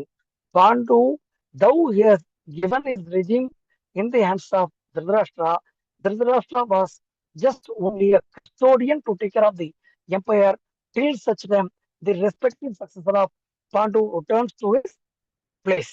ஒருவேளை பாண்டுவிற்கு புத்திரர்கள் இல்லாமல் போயிருந்தால் இது வேறு விதமாக மாறி போயிருக்கலாம். அப்படியும் இந்த வம்சம் மாறித்தான் போயிருக்கின்றது. ஆனால் இந்த பாண்டவின் புத்திரர்கள் அவர்களுக்குத்தான் சொந்தம் என்பதை திருதராஷ்டிர மன்னன் மிக தெளிவாக தன்னுடைய புத்திரனுக்கு சொல்கின்றான். என்ன சொல்லி என்ன பயன்? எவருடைய பேச்சையும் கேட்கும் நிலையில் அவன் இல்லை. வழக்கம் போல எழுகின்றான் கோபத்துடன். சபையை விட்டு நீங்குவதற்கு முன்பாக சத்தமாக ஒன்று சொன்னான். இன்று நட்சத்திரம் என்று சொன்னான். சபையில் அனைவரையும் பார்த்து குருக்ஷேத்திரத்திற்கு யுத்தத்திற்கு புறப்படுங்கள் என்று சொல்கின்றான். I may not be in a position to tell the specialty of the Pusa Nakshatram in detail, but probably at the end of this session or at a later part of time, Brother Vikas Subramaniam, being an astrologer, he may add little more values to the value of Pusham. ஆனால் இந்த பூதற்கு பொதுவாக ஒரு கருத்து என்ன என்று சொன்னால், எவரையும் எதிர்த்து வெல்வதற்கு ஒரு செயல் புரிய வேண்டும் என்று சொன்னால் இந்த நட்சத்திரத்திலே புறப்படலாம் என்பது மற்றும் மேலான ஒரு எண்ணம் ஆயிற்று. அனைத்தையும் கேட்ட பின்பு வேறு வழியே இன்றி பீஷ்மர் சேனாபதியாக மாறிப்போனார். அவரை தொடர்ந்து 11 அற்றோணி சேனைகளும் உடன் சென்றன என்று இவ்வாறாய் இங்கு நடந்த அனைத்துமே பாண்டவர்களுக்கு கண்ணன் சொல்கின்றான். இப்படியாத்தான் அஸ்தினாபுரத்திலே நிகழ்வுகள் அனைத்தையும் நடந்தன பாண்டவர்களே என்று சொல்ல, தர்மபுத்திரர் தன்னுடைய தாயான குந்தி தேவி தங்களுக்கு என்று ஏதாவது செய்தி சொன்னால் என்ன என்று கேட்க, இந்த இடத்திலே குந்தி தேவி தன் பிள்ளைகளுக்கு சொன்ன அந்த செய்தியை பார்ப்போம். இதுதான் நம்முடைய இன்றைய சிந்தனையின் முடிச்சை அவிழ்க்கக்கூடிய அந்த பகுதி. ஏதோ கண்ணனும் குந்தியும் உரையாடினார்கள் என்று சாதாரண மனம் நிலைப்பட ஏற்படும் அல்ல. தன்னுடைய பிள்ளைகள் மீண்டும் அரியணையில் அவர்கள் அமர்வார்கள் என்பதை கண்பரமாத்மா சொன்ன அந்த செய்தி, அதன் சுருக்கத்தை நாம் பார்ப்போம். Kunti Devi slowly opens her heart now. What a clear-cut message. From the words she delivered to her sons, we can understand how strong and how bold she was என்பதை அவள் மெதுவாக கண்ணனை பார்த்து பேசத் தொடங்குகின்றாள். கண்ணா, நான் வாழ்நாள் முழுவதுமே துன்பங்களை சந்தித்துக் கொண்டே இருந்திருக்கின்றேன். என்னுடைய மகன்கள் தர்மத்திலிருந்து விலகவில்லை. ஆனாலும் கூட அவர்கள் அவமானப்படுத்தப்பட்டார்கள். அரச சபையிலே கண்ணா, திரௌபதி இழுக்கப்பட்டாள், மானபங்கப்படுத்தப்பட்டாள். என்னுடைய மகன்கள் எல்லாம் வனவாசத்தை அனுபவித்தார்கள். ஆனால் இன்னும் கூட அவர்கள் பொறுமையாக இருக்கின்றார்கள். அவர்களுக்கெல்லாம் நீ சொல்ல வேண்டிய செய்தி, முதலில் யுதிஷ்டிரனுக்காக ஒரு செய்தி அவள் சொல்கின்றாள். அதிகப்படியான பொறுமை சில நேரங்களிலே தர்மம் அல்ல என்பதை கண்ணா நீ யுதிஷ்டிரனை பார்த்து சொல்ல வேண்டும் என்று சொல்கின்றாள். அது மட்டுமல்ல, ஒரு கத்திரியன் தனது உயிரையை நிச்சயமாக காக்க வேண்டும் என்பதை சொல்கின்றாள். அமைதி நல்லதுதான் கண்ணா, ஆனால் அநியாயத்தை ஏற்றுக்கொள்வது என்பது தர்மம் அல்ல. இந்த செய்தியை நீ தர்மபுத்திரனுக்கு சொல்ல வேண்டும் என்று சொல்கின்றாள். அடுத்ததாக அர்ஜுனனுக்காக ஒரு செய்தி. What a motivation! அர்ஜுனன் உலகத்திலேயே மிகச்சிறந்த வீரன். அவனுடைய மனத்திலே தயக்கம் என்ற ஒன்று எப்பொழுதுமே இருக்கக்கூடாது கண்ணா. இதை நீ அர்ஜுனனுக்கு சொல். காண்டீவத்தை தாங்கி இருக்கக்கூடிய அந்த அர்ஜுனன் அநியாயத்துக்கு முன்பாக நிச்சயமாக மௌனமாக இருக்கக்கூடாது. இந்த செய்தி அர்ஜுனன் சொல்கின்றாள். அடுத்ததாக பீமனுக்கு சொல்லக்கூடிய அந்த செய்தி, அவர்கள் இருவருமே போதுமானது. ஆனால் பீமன் சபையிலே செய்த சபதங்களை கண்ணா அவன் மறக்காமல் இருக்கும்படி அவனுக்கு நீ அதை நினைவுறுத்து என்று சொல்கின்றாள். அத்துடன் துரியோதனின் அநியாயத்திற்கு ஒரு தீர்வு வேண்டும் என்று நான் சொன்னதாக பீஷ்மண்டம் சொல் என்று சொல்கின்றாள். அதை அடுத்து இரட்டையர்களுக்கு ஒரு செய்தி. குலத்தின் கௌரவத்தை காப்பாற்றுவதற்கு நகுலனும் சகாதேவனும் எந்த நேரத்திலும் தயாராக இருக்க வேண்டும், அதற்கு முனைய வேண்டும் என்று சொல்கின்றாள். அனைத்தையும் சொன்ன பின்பு மீண்டும் அவளுடைய சிந்தனை செல்கின்றது. குரலிலே சற்று நடுக்கத்துடன் மீண்டும் சொன்னாள், ஒரு பெண் சபையிலே அவமானப்படுத்தப்பட்டாள் கண்ணா. அந்த நாளில் என் மனதில் ஏற்பட்ட அந்த வெறுப்பு இன்னும் கூட அணையவில்லை கண்ணா. இதை நீ பாண்டவர்கள் அனைவருக்குமே நீ நினைவுறுத்து என்று சொல்கின்றாள். இத்துடன் நிறுத்தியிருந்தால் அவளுக்கு கண்ணன் சமாதானம் சொல்ல வேண்டிய அவசியம் ஏற்பட்டிருக்காது. He was just at this point of time. After that, he takes a different type of role to convince and to make her understand Pandavas will never give up. This is the essence of today's discussion. After sharing all the above, he emphasized the need for the war, the necessity of the war. தர்ம யுத்தத்தின் அவசியம் என்ன என்பதை அவள் இந்த இடத்திலே சொல்கிறாள். என்னுடைய பிள்ளைகள் பேராசைக்காக போரிட வேண்டிய தேவையில்லை கண்ணனே, ஆனால் தர்மத்தை காப்பாற்ற தேவையான பொருளே அவர்கள் ஒரு நாளும் பின்வாங்க கூடாது. கத்திரியன் தன்னுடைய வழி உலகம் அவனை மிதிக்கும். எடுத்து வாழ்வதை விட தர்மத்திற்கு போராடி வாழ்வது போராடி வீழ்வதே மேல் என்பதாக அவள் சொல்கின்றாள். அத்துடன் நிறுத்தவில்லை. கிருஷ்ணா, என்னுடைய பிள்ளைகளிடம் நீ சென்று கூறு, பாண்டுவின் மகன்கள், நீங்கள் உங்கள் குலத்தின் வீரத்தை நினைவில் கொள்ளுங்கள். எனக்கு ராஜ்யத்திலே ஆசை இல்லை, ஆனால் பிள்ளைகள், பாண்டுவின் பிள்ளைகள் அவமானத்திலே வாழக்கூடாது, அவமானப்பட்டு வாழக்கூடாது. தர்மம் நிச்சயமாக வெல்ல வேண்டும் என்பதாக ஒரு தாயின் வேதனை அந்த இடத்திலே பரிமாறப்படுகின்றது. ஒரு தாயின் வீர உணர்வு அந்த இடத்திலே பரிமாறப்படுகின்றது. What sort of belief she had in the Kshatriya dharma என்பது boldness, justice and her clear mind, இது அனைத்துமே அந்த இடத்திலே சொல்லப்படுகின்றது. Probably we can consider this as one of the prime or the main reasons for Pandavas to prefer the war, even after Krishna tried to make peace between Pandavas and Kauravas என்பதை நாம் இந்த இடத்திலே நினைவில் கொள்ளலாம். மகாபாரத போருக்கான மனப்போராட்டத்தின் முக்கியமான ஒரு திருப்புமுனை இந்த இடத்திலே வெரி கிரேட் டர்னிங் பாயிண்ட் என்று சொல்கின்றார்களே, அந்த turning point starts now. Kunti Devi சொல்கின்றாள், கண்ணனே, விதுலை என்பவளை பற்றி நீ அந்த விதுலையின் கதையை நீ சென்று என்னுடைய பிள்ளைகளிடம் சொல். விதுலை என்பது பெற்ற ஒரு ராஜ மகிழ்ச்சி ஒருவள் இருந்தாள். கத்திரிய தர்மத்திலே பட்டுள்ள பெண்மணி அவள். அவளுக்கு சஞ்சயன் என்ற பெயர் கொண்ட ஒரு புத்திரன் ஒருவன் இருந்தான். சிந்து தேச அரசனிடம் ஒரு போர் ஏற்பட்டது. இந்த போரிலே சிந்து தேச அரசனிடம் ஏற்பட்ட போரிலே அவன் தோல்வி அடைந்தான், சோர்வாய்ப்படுத்திருந்தான். சோர்வாய்ப்படுத்ததை பார்த்து அவள் நிந்திக்க தொடங்குகின்றாள். எப்படிப்பட்ட நிந்தனை என்று கேட்டால், சற்றேனும் உணர்வு இருக்கக்கூடிய ஒரு பிள்ளையாக இருந்தால் நிச்சயமாக கையிலே வாழ் பிடித்து எதிரியை கொன்று விட்டுத்தான் அவன் வருவான். அப்படிப்பட்ட நிந்தனைக்குரிய சொற்களை அவள் சொல்ல தொடங்குகின்றாள். இழிவான மகனே, பகைவர்க்கு மகிழ்ச்சியை வளர்ப்பவனே, நீ எங்கிருந்தோ வந்திருக்கின்றாய். நீ எனக்கும் உன்னுடைய தந்தைக்கும் பிறந்தவனா என்பார் ஒரு கேள்வி ஒன்றை கேட்கின்றாள். வெட்கமற்றவன் நீ என்கின்றாள். கோபமற்றவன் நீ என்று சொல்கின்றாள்.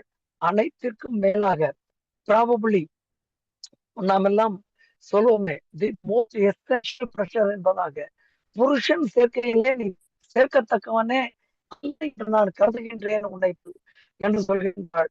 ஆயுட்காலம் எல்லாம் வெறுப்புடன் இருக்கின்றாயே, சேமத்தை அடைய வேண்டும் என்று சொன்னால் சுமையை நீ பொறுத்தாக வேண்டும். பிறர் அவமதிக்க இடம் நீ நிச்சயமாக தரக்கூடாது. இந்த சரீரத்தை அல்பத்தன்மையால் நீ காப்பாற்றாதே. நிச்சயமாக நீ பயப்படக்கூடாது. பயத்தை தள்ளிவிட்டு பகைவர்களை நீ எதிர்த்து கொள்ள வேண்டும் என்று சொல்கின்றாள். இப்படி அவள் சொல்லக்கூடிய அந்த அறிவுரைகள் ஏராளம் ஏராளம். அவள் சொன்னவற்றில் காலத்தின் அருமை கருதி சிலவற்றை மட்டும் பார்த்துவிட்டு நாம் நம்முடைய சிந்தனையை செய்யலாம். மகனே, சஞ்சயனே, சஞ்சயன் என்ற பெயருக்கு என்ன பொருள் தெரியுமா? சஞ்சயன் என்ற அந்த பெயருக்கு எப்பொழுதுமே ஜெயிப்பவன் என்பதாய் ஒரு பொருள் உண்டு. அந்த பெயருக்கு பொருத்தமான செயலை நான் உன்னிடம் காணவில்லை. ஏதோ பெயர் மட்டும் நீ பெற்றுவிட்டால் போதாது. அந்த பெயருக்கு ஏற்ற குணங்கள் உடையவனாக நீ இருக்க வேண்டும் சஞ்சயனே. பலவற்றை சொல்லிவிட்டு ப்ராபபிலி தி ஃபைனல் மோட்டிவேஷன் என்பதாக ஒன்றை சொல்கின்றாள். சஞ்சயனே, சிறியவனாக இருக்கும் பொழுது நல்ல அறமும் சிறந்த நெறியும் தவமும் உடைய ஒரு அந்தனர் ஒருவர் உன்னை கண்டார். உன்னை கண்டுவிட்டு அவர் அந்த காலத்திலே சொன்னார், இவன் மிகப்பெரிய சங்கடம் ஒன்றை அடைந்து விட்டு மறுபடியும் செழிப்பை அடைவான் என்று சொன்னார். அவருடைய வார்த்தைகளை நினைத்து நான் உனக்கு வெற்றியை வேண்டுகின்றேன், நீ வெற்றியடைய வாழ்த்துகின்றேன் என்று ஒரு தாயாய் தன்னுடைய பிள்ளைக்கு பல்வேறு விதமான ஊக்கங்களை அளிக்கின்றாள். இவை அனைத்தையும் கட்ட சஞ்சயன் தான் மேலும் பல கேள்விகள் கேட்கின்றான்.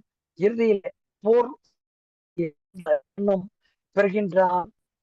அவன் போர் செய்வதற்கு உண்டான எண்ணம் பெறுவதற்கு எப்படிப்பட்ட வார்த்தைகளை உபயோகித்தாள் என்பதை மட்டும் நாம் இப்பொழுது காணலாம். முகூர்த்தம் ஜுலிதம் ஸ்ரேயோ நச்ச தூமாயுதம் சிரம் என்பதாக. அதாவது ஒரு விறகில் எப்படி பிரகாசம் அப்படி எரிந்து நீ மாண்டு போனால் கூட பரவாயில்லை.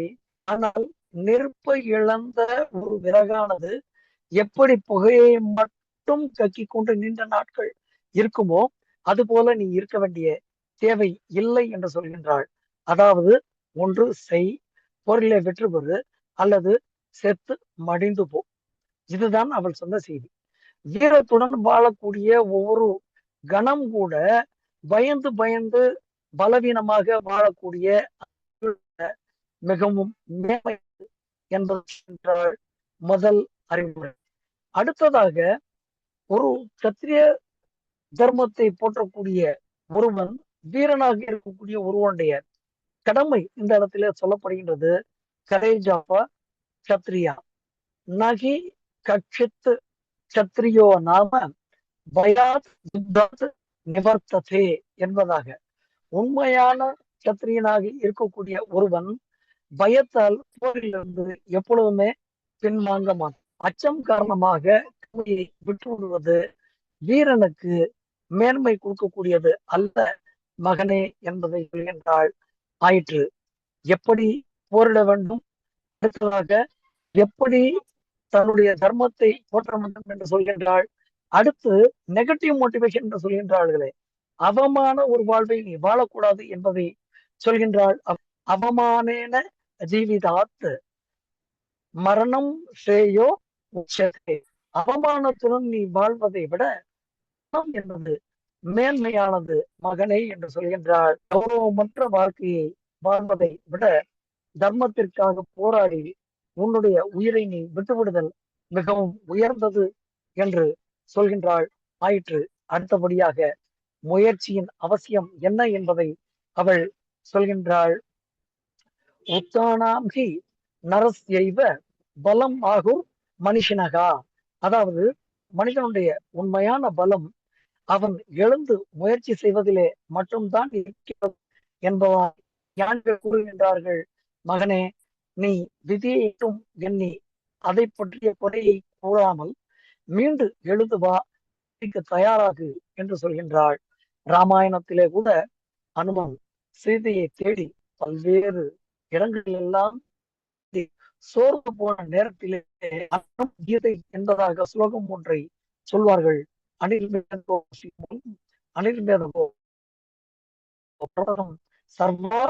பிரவர்த்தகா என்பதாக ஒரு ஸ்லோகம் ஒன்று சொல்வார்கள். அதாவது not to get dividends at any point of time, and a person who gives always he should have the endeavor and the endurance in his efforts என்பதாக. ஆயிற்று. இவை அனைத்தையும் சொன்ன பிறகு மகன் எழுகின்றானா என்று அவள் ஒருவேளை பார்த்திருப்பாள். மகன் எழக்கூடிய அந்த நேரத்திலே சொன்னாள், உத்திஷ்ட ஹே காபுருஷக மா சேவ சைவம் பாரிஜாத்து. கொலையாக இருப்பவனே எழுந்திரு, நீ மகன் என்று அழைக்க இருக்க வேண்டும் என்று சொன்னால் தோல்வியில் சாய்ந்து போகாதே, உன்னுடைய புகைவர்கள் உன்னை சேர்க்கும்படி வாழ்ந்து விடாதே சொல்கின்றாள். அனைத்தையும் சொன்ன பிறகு நிச்சயமாக சஞ்சயன் அந்த நேரத்திலே அந்த அரசனுடைய கீர்த்தி எப்படி இருக்க வேண்டும் என்பதை அவள் சொல்கின்றாள். குலசியார்த்தே கிராமசியார்த்தே குலம் கிராமம் ஜனமசியார்த்தே ஆத்மார்த்தம் பிரதிவீம் திஜே என்பதாக சொல்கின்றாள். ஒருவரை ஒரு குலத்திற்காக தியாகம் செய்யலாம், ஒரு குலத்தை ஊருக்காக தியாகம் செய்யலாம், ஊரை நாட்டிற்காக தியாகம் செய்யலாம். ஆனால் ஆத்ம தர்மத்திற்காக உலகத்தையே கூட தியாகம் செய்யலாம். உன்னுடைய இந்த சத்திரிய தர்மத்தை நீ போற்ற வேண்டும் என்று சொன்னால் உன்னுடைய உயிரையும் விடலாம், நம்முடைய அந்த குலத்தின் பெருமையானது காக்கப்படட்டுமே என்று அவள் சொல்கின்றாள். அனைத்தையும் கேட்ட பின்பு அவன் எழுந்தான். சிந்து தேச மன்னனுடன் போர் புரிய தொடங்கினான். போரிலே வெற்றி பெற்றான். படை திரட்டப்பட்டது. பகைவன் எதிர்க்கப்பட்டான். ராஜ்யம் மீட்கப்பட்டது. விதுலா மகனை அணைத்து சொன்னாளாம், நீ இப்பொழுதுதான் என்னுடைய உண்மையான மகன் என்று சொன்னாளாம். இந்த கதையை குந்தி தேவியானவள் கண்ணனுக்கு சொன்னாள். இந்த கதையை பாடல்களிடம் சொல் என்று சொன்னாள். எப்படி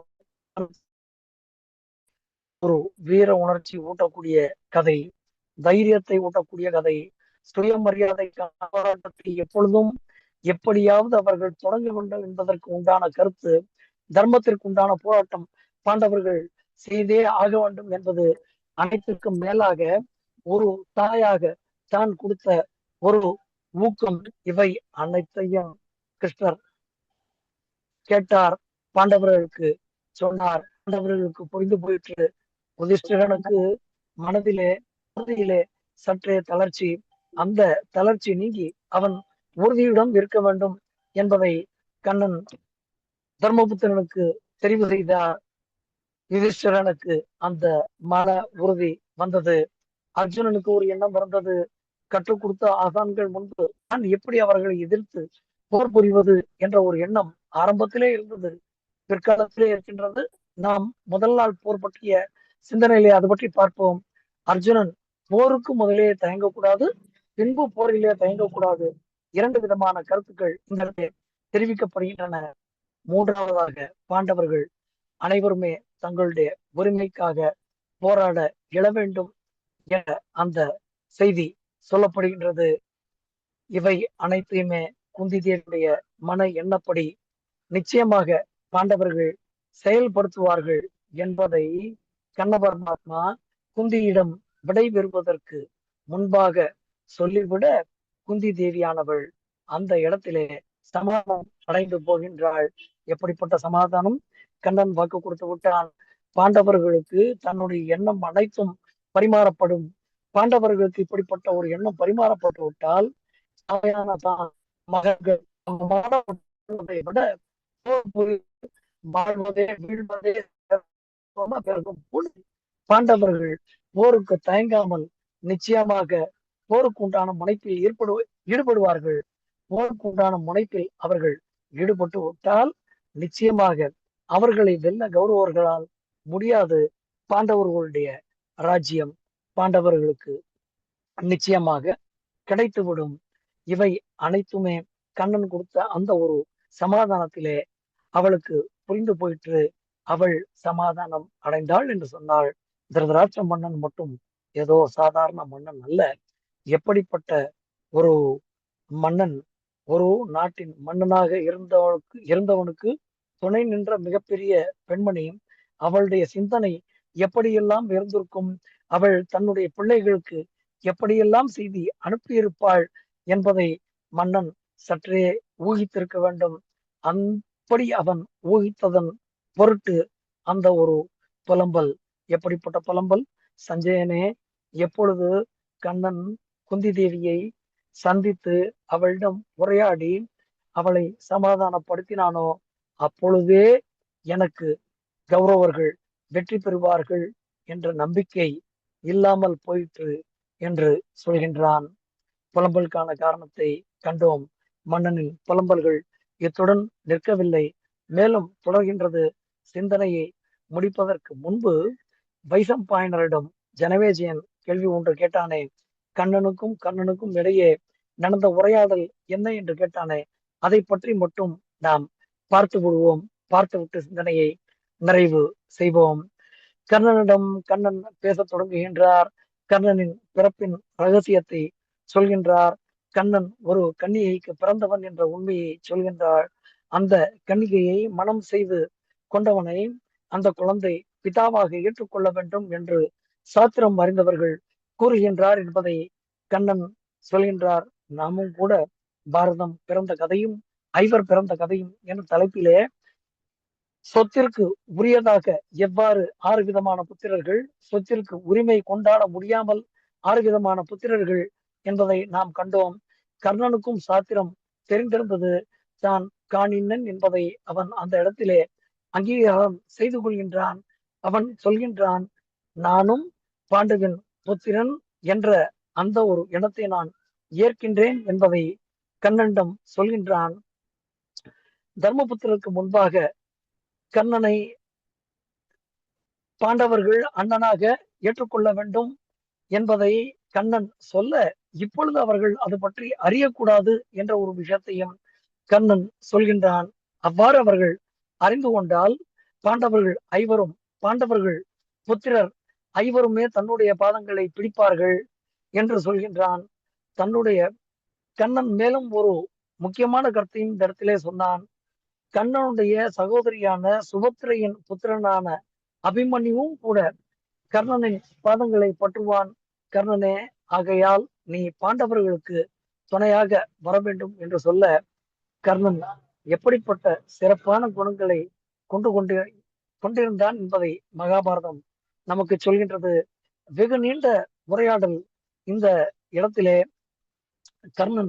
கண்ணன் பல்வேறு விதமாக சொன்ன பின்பும் கூட தன்னுடைய நிலையிலிருந்து மாறாமல் ஒன்றை சொல்கின்றான்.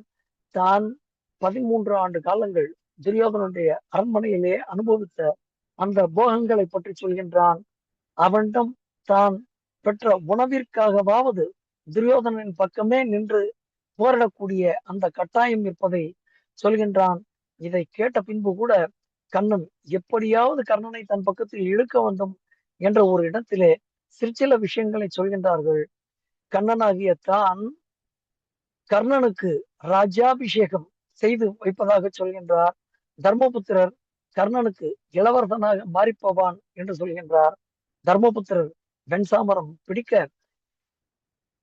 பீமன் வெண்கொடை பிடிக்க, வெள்ளை குதிரைகள் பூட்டிய அந்த தேரை அர்ஜுனன் செலுத்த, அபிமன்யு எந்நாளுமே கர்ணனின் அருகில் இருப்பான் என்று சொல்கின்றான். நகுலனும் சகாதேவனும் பாஞ்சாலர் மற்றும் சிகண்டி இவர்கள் எல்லாம் கூட கர்ணனுக்கு பின்னால் வருவார்கள். கண்ணனாகிய தானும் கூட கர்ணனின் பின்னால் வருவதற்கு சித்தம் என்று சொல்கின்றான் கண்ணன். பல்வேறு விதமான நீண்ட உரையாடல் அனைத்தையும் சொல்லிவிட்டு இந்த ராஜ்யத்தை நீ அனுபவிக்க வேண்டும் கண்ணனே என்று சொல்ல, கண்ணன் மெதுவாக கண்ணனை வணங்கி சொன்னான். தர்மசாத்திரப்படி தான் பாண்டவின் மகன் என்று சொல்கின்றான். குந்தி சூரியனிடமிருந்து தன்னை கர்ப்பத்தில் தரித்ததை ஏற்றுக்கொள்வதாக சொல்கின்றான்.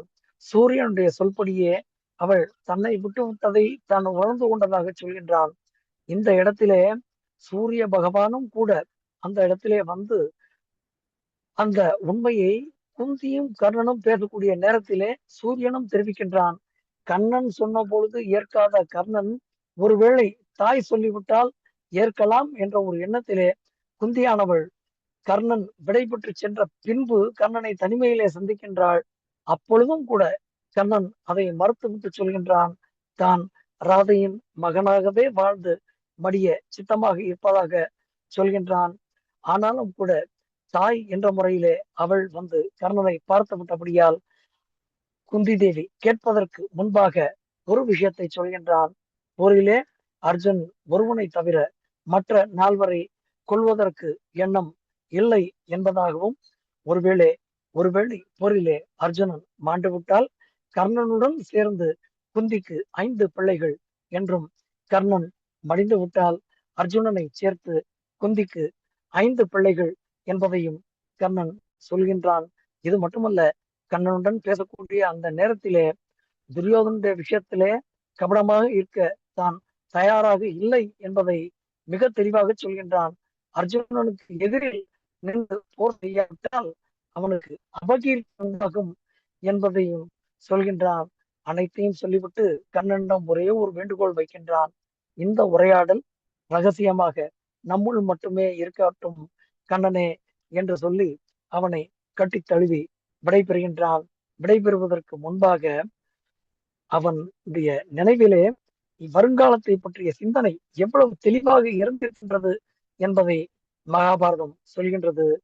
மிகவும் செழித்த ராஜ்யத்தை தான் அடைந்தாலும் கூட அதை துரியோதனனுக்கு மட்டுமே அவன் கொடுப்பான் என்று சொல்கின்றான். ஆனால் அந்த ராஜ்யத்தை ஆளக்கூடிய அந்த தகுதியும் தராதரமும் தர்மனுக்கு மட்டுமே உண்டு என்பதையும் அவன் அந்த இடத்திலே சொல்கின்றான். அதன் பின்பு அவன் சொல்லக்கூடிய அந்த வார்த்தை, நாம் எல்லாம் சொல்கின்றோமே, at some point of time we need to confess for our mistakes என்பதாக கர்ணன் அதை இந்த இடத்திலே சொல்கின்றான். கண்ணனிடம் தான் துரியோதனுடைய பிரியத்துக்காக பாண்டவர்களை நோக்கி கடுமையான வார்த்தைகள் சொன்னதை எண்ணி தற்பொழுது தவிக்கின்றேன் என்பதை சொல்கின்றான். Until now all the words of Krishna are only a positive motivation. He could not see any reaction from Karna, probably favoring Krishna. Now Krishna changes his tone. He gives a negative motivation. மிக நீண்ட உரையாடல் நம்முடைய சிந்தனையின் இறுதி பகுதி. நீ கலியுகத்தை காணக்கூடிய அந்த நேரம் வந்துவிட்டது. கர்ணனே, நகுலனும் சகாதேவனும் அர்ஜுனனும் பாண்டவர்களின் மீறில் இருக்கும் இருவரும் கௌரவ சேனையை நிச்சயமாக நாசம் செய்து விடுவார்கள் என்று சொல்கின்றான். அதை சொல்லிவிட்டு அடுத்ததாக அவன் கொடுக்கக்கூடிய க்ளூ என்பதாக நாம் சொல்லுவோமே, ஒரு சிறு குறிப்பு. ஆண்டிலிருந்து 7 தினங்களுக்கு பின்பு அமாவாசை வரப்போவதாகவும் அதிலே போரை தொடங்க வேண்டாம் என்றும் சொல்கின்றான். அதற்குண்டான காரணமாக அமாவாசைக்கு இந்திரன் அதிர்ஷ்டமான தேவதை என்றும் கௌரவர் சபை பெரியவர்களிடம் நீ சென்று சொல்லலாம் என்றும் சொல்கின்றான். ஏன் இந்த இடத்திலே இந்த குறிப்பு என்று சொன்னால் பல்வேறு விதமான கதைகள் உண்டு. கண்ணன் ஒரு நாள் குறித்து இந்த நாளிலே போர் தொடங்க வேண்டும், சகாதேவன் ஒரு நாள் குறித்து இந்த நாளிலே போர் தொடங்க வேண்டும் என்று சொல்ல கண்ணனை மாற்றி அமைத்ததாகவெல்லாம் பல்வேறு விதமான கருத்துக்கள் பரிமாறப்படுகின்றன. ஆனால் மூலப்பிரதியிலே இந்த ஒரு வார்த்தை மிக தெளிவாக குறிப்பிடப்பட்டிருக்கின்றது. அமாவாசைக்கு இந்திரன் அதிர்ஷ்டமான தேவதை என்பதனால் கௌரவ சபை பெரியவர்களிடம் அந்த நாளிலே போரை தொடங்க வேண்டாம் என்று கண்ணன் சொன்னதாகவும் இந்த இடத்திலே மிக தெளிவாக சொல்லப்படுகின்றது. ஒவ்வொரு புராணத்திலும் இதிகாசத்திலும் நாம் காண்கின்றோம். சிலப்பதிகாரத்திலே ஒரு கனவு உண்டு. ராமாயணத்திலே சீதை கஷ்டப்பட்ட காலத்திலே அவளுடன் இருந்த தோழி தான் கண்ட கனவு பற்றி சொல்கின்றாள், பகைவனின் அழிவு பற்றி சொல்கின்றாள். கர்ணனும் கூட இந்த இடத்திலே ஒரு கனவு பற்றி சொல்கின்றான். கர்ணன் ஏதோ வீரன் மட்டுமல்ல, கிரக நிலை பற்றியும் இந்த இடத்திலே அவன் பகிர்கின்றான். தான் கண்ட கனவை சொல்கின்றான். தர்மபுத்திரன் அளவற்ற பராக்கிரமம் கொண்டவனாக மாறி எலும்பு குவியலின் மீது ஏறி சந்தோஷத்துடன் பொற்பாத்திரத்திலே நெய் கலந்த பாயாசம் அவன் உண்பதை தான் கனவில் கண்டதாக சொல்கின்றான். தர்மபுத்திரன் பூமியை விழுங்குவதாக கனவு கண்டதாக சொல்கின்றான். கண்ணன் அழிக்கும் அந்த பூமியை தர்மபுத்திரன் நிச்சயமாக அனுபவிப்பான் என்றும் சொல்கின்றான். மனத்தின் ஆழத்திலிருந்து வெளிப்பட்ட அடுத்த சில வார்த்தைகள், எங்கே தர்மம் இருக்கின்றதோ அங்கேதான் ஜெயமும் இருக்கும் என்பது தனக்கு தெரியும் என்று சொல்கின்றான். அர்ஜுன் காண்டீபத்தை கையிலே தாங்கி வெள்ளை யானையின் மேலே போரிலே துரியோதன் முதலிய அரசர்கள் அனைவரையும் கொல்வான் என்று சொல்கின்றான். அவன் கனவின் வர்ணனைகள் ஏராளம். நம்முடைய புரிதலுக்காக ஒன்றே ஒன்று, கர்ணனுக்கு தெரிந்திருந்தது கௌரவர் பக்கம் தோல்விதான் என்று கண்ணன் இறுதியாக சொன்னார். கண்ணனே, எவ்வளவு சொல்லியும் எனது பேச்சை நீ ஏற்காததனால் பூமிக்கு அழிவு என்பது நிச்சயமாக்கப்பட்டு விட்டது. பூமிக்கு அழிவு நிச்சயமாயிற்று. எல்லா பிராணிகளுக்குமே கூட பெரிய நாசம் நேரிட இருக்கின்றது. அநீதி நீதியாக மாறி உன்னுடைய மனதை விட்டு விலகாமல் இருக்கின்றது என்று சொன்னார். கண்ணனுடைய பதில் வெகு வித்தியாசமாக வந்தது. இந்த மிகப்பெரிய யுத்தத்திலே இருந்து கரையேறி ஒருவேளை நான் வந்துவிட்டால் நாம் இருவரும் சந்திப்போம்.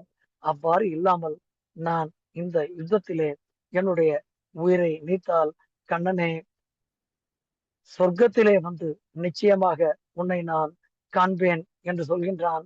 கண்ணனை இறுகி தழுவி விடை பெறுகின்றான். எப்படிப்பட்ட சிறப்பான குணங்கள் கொண்ட கர்ணன்! ஒருவேளை கர்ணனுக்கு தெரிந்திருந்த இந்த விஷயம் கர்ணன் ஒருவேளை துரியோதனிடம் சொல்லியிருந்தால் துரியோதனுடைய அந்த மனம் மாறி போயிருக்குமோ என்னவோ நமக்கு தெரியாது. இப்படியெல்லாம் கர்ணனுக்கும் கூட எண்ணங்கள் இருந்திருக்கின்றது என்பது திருதராஷ்டிர மன்னனுக்கு எப்படி தெரியாமல் போயிற்று என்பது நமக்கு சற்று வியப்பையே அளிக்கின்றது. ஒருவேளை மன்னனுக்கு தெரிந்திருந்தால் தன்னுடைய புலம்பல்களின் பட்டியலில் இதையும் ஒருவேளை அவன் சேர்த்திருக்கலாம். அனைத்தும் முடிந்தது. சஞ்சயனிடம் புலம்பிய திருதராஷ்டிர மன்னனுடைய புலம்பல்கள் குந்தி தேவி சமாதானம் அடைந்ததுடன் நிற்கவில்லை, மேலும் தொடர்கின்றது. அடுத்த புலம்பல்கள் நம்முடைய வருங்கால சிந்தனையிலே என்று சொல்லி வாய்ப்பளித்த ஆசிரியரின் கருத்துரை கேட்டும் அறிவுரை கேட்டும் சபையோர்களின் எண்ண பதிவேட்டை இந்த இடத்திலே அவர்கள் வெளிப்படுத்த வேண்டும் என்ற ஒரு கோரிக்கையையும் வைத்து இத்துடன் இந்த சிந்தனையை நிறைவு செய்கின்றேன். நன்றி, வணக்கம். நன்றி சாய்ராம் அவர்களே. சில சிரமங்கள் இருந்தும் சரியான முறையிலே வந்து இந்த தொடரை மீண்டும் ஆரம்பித்து வைத்ததற்கு பிரமாதம். என்னுடைய நன்றி. சிறப்பாக உங்களுக்கு உரித்தாக. நன்றி ஐயா. ஓகே, உங்களுடைய பேச்சை பத்தி ஒன்னும் சொல்வதற்கு இல்லை. அது பாட்டு மகாபாரதம் வந்து கொண்டே இருந்தது. Over to the audience for their views, and I am signing off a little bit early.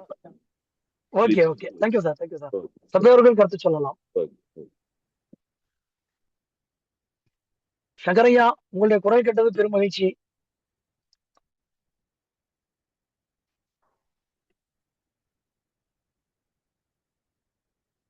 Sankaraiah,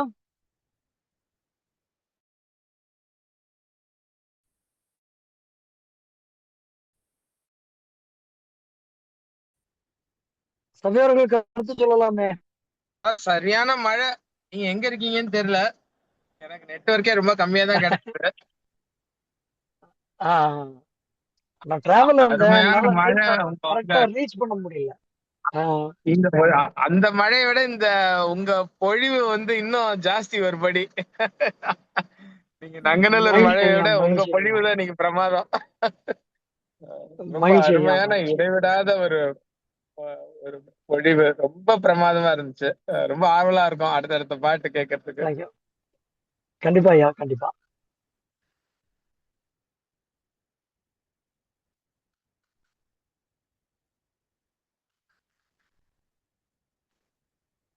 வேறு யாராவது? ஹலோ, கேக்குதா? கேக்குது, சொல்லுங்க அண்ணா, பேசலாம். உங்களுடைய இன்றைய ஸ்பீச்ல முக்கியமா சொல்ல வேண்டிய ரெண்டு விஷயம்தான். கண்ணனுக்கும் இடையே நடந்த அந்த முத்தாய்ப்பாக வைக்கப்பட்ட விவாதம், அறிவுரை, மறுப்புரை, ஏற்க மறுத்த காரணங்கள், அதே மாதிரி குந்தி வாயிலாக தன் பிள்ளைக்கு எழுச்சி உரை ஊட்டிய அந்த விதுலாவுடைய பேச்சின் சுருக்கத்தை குந்தி கண்ணன் மூலமாக தன் பிள்ளைகளுக்கு எடுத்து சொல்லி அவர்களை போரிடுவதற்கான ஒரு உற்சாகத்தை ஊட்டுவதற்கும், ஒரு கடமையை நினைவுபடுத்துவதற்கும், ஒரு சத்திரியர் என்ற தர்மத்தை அவர்கள் செயல்படுத்துவதற்குமான அந்த மோட்டிவேஷன் ஸ்பீச் போன்றவைதான் பொதுவாக இன்றைய உங்களுடைய பேச்சில் சிறப்பாக இருந்தது. முதல்ல பெரும்பகுதி பாரதத்தினுடைய எல்லோருக்கும் அறிந்த கதைகள் வந்தன. இதுல இன்றைக்கு வேவ்ஸ் கரெக்டா கிடைக்கல, அதனால பெரும்பகுதி கேட்கக்கூடிய வாய்ப்பு சரியா கிடைக்கல. இருந்தாலும் பூரா கதை அமைப்புங்கிறதுனால என்னை பொறுத்தளவு இந்த பகுதிகள் சிறப்பாக இருந்தது. ஏன் அமாவாசை என்று இந்திரன் தலைவன் என்று சொன்னார். இந்திரன் அமாவாசைக்கு அதிபதியாக இருப்பதனால அர்ஜுனனுக்கு தந்தையாக இருக்கின்ற இந்திரன் கௌரவர்களுக்கு வெற்றியை தருவதற்கு பதிலாக கண்டிப்பாக கௌரவர்களுக்கு பதிலாக தன்னுடைய மகன் சார்ந்திருக்கக்கூடிய பாண்டவர்கள் பக்கமே வெற்றியை அருள்வான் என்பதைத்தான் அந்த நிலையிலும் கடைசியான ஒரு வாய்ப்பாக கர்ணன் மூலம் துரியோதனுக்கு சொல்ல விரும்பினானோ என்னவோ கண்ணன் அதுவாகத்தான் இருக்கணும்னு நான் நினைக்கிறேன். அதே மாதிரி பூசம் பற்றி சொல்லப்பட்டது. நிறைய செய்திகள், உங்களுடைய செய்திகளை எல்லாம் ஆய்ந்து கோர்த்து சொல்வதற்கான அளவுக்கு நினைவாற்றல் இல்லை. பாதி நேரம் அதாவது கதையினுடைய போக்கை கவனித்துக் கொண்டே இருப்பதா அதில் உள்ள செய்திகள், ஏன்னா நிறைய செய்திகள் போது தொட்டுக்கொண்டுதான் போக முடியும் என்பது என்னுடைய கருத்து. மொத்தத்தில் நன்றாக இருக்கிறது. இன்றைக்கு குரலிலும் கொஞ்சம் உங்களுக்கு அந்த வானொலிக்கு ஏற்ப குறையான, அதாவது என்ன சொல்றது, ஒலிபரப்புக்கு ஏற்ற குரல் வளை கொஞ்சம் கம்மியா இருந்தது, சரியா இல்லை, தெளிவா இல்லாத மாதிரி இருந்தது. அதனால பல விஷயங்களை கேட்க முடியல. உதாரணத்துக்கு எனக்கு இன்னும் குரலே அப்படிதான் இருக்கு, ரொம்ப கரகரகா இருப்பாரு. நான் பேசுறது புரியுதான்னு தெரியல. எப்படி இருந்தாலும் இன்னைக்கு கொஞ்சம் ஆங்கிலத்தினுடைய கலப்பு கொஞ்சம் எடுப்பாக இருந்தது. அது மணிப்பரவாள மாதிரி கொஞ்சம் உரைக்கு வெறுகு சேர்க்க அமைந்திருந்தது என்பதை சொல்லலாம். நம்ம புராணங்கள் எல்லாத்திலையும் ஒரு பிரைமா ஃபசி, ஒரு முன்னோடி, ஒரு காரியத்திற்கு இது முன்பு இது நடந்தது, முன்பு இது இருந்தது என்கிறதுக்கு முன்னுதாரணங்களாக சொல்லும் போது குந்தி தன்னுடைய பிள்ளைகளுக்கு எடுத்து சொன்ன அந்த அறிவுரைக்கு இன்னொரு பெண், அந்த சஞ்சயனுடைய தாய், அவளுடைய கதை ஒன்று முன்னோடியாக இருக்கிறது. இப்படி மகாபாரதத்தில் மகாபாரதம் எல்லாத்துக்கும் முன்னாடி தான். மகாபாரதத்தில் உள்ள பாத்திரங்களுக்கும் பல காரியங்கள் முன்னோடியாக இருந்திருக்கின்றன என்பது பேச்சில் தெரிகிறது. அதே மாதிரி ஒரு 5-6 ஸ்லோகங்கள் நீங்கள் வடமொழியில எடுத்து சொன்னீர்கள். அதாவது பற்றி எரியும் விறகு புகைந்து விறகாக இருப்பதை விட பற்றி எரியும் விறகாக எரித்து சாம்பலாவதுதான் வேரத்தில் சிறந்து என்று சொன்னார். அந்த உதாரணம் ரொம்ப சிறப்பாக இருந்தது. நான் சொல்லிக் கொடுப்பான், நேரமாகும். ரொம்ப சிறப்பாக இருந்தது. பாராட்டுக்கள். நன்றி.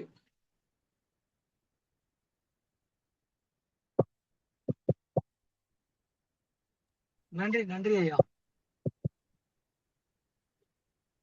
அனைவருக்கும் மாலை வணக்கங்கள்.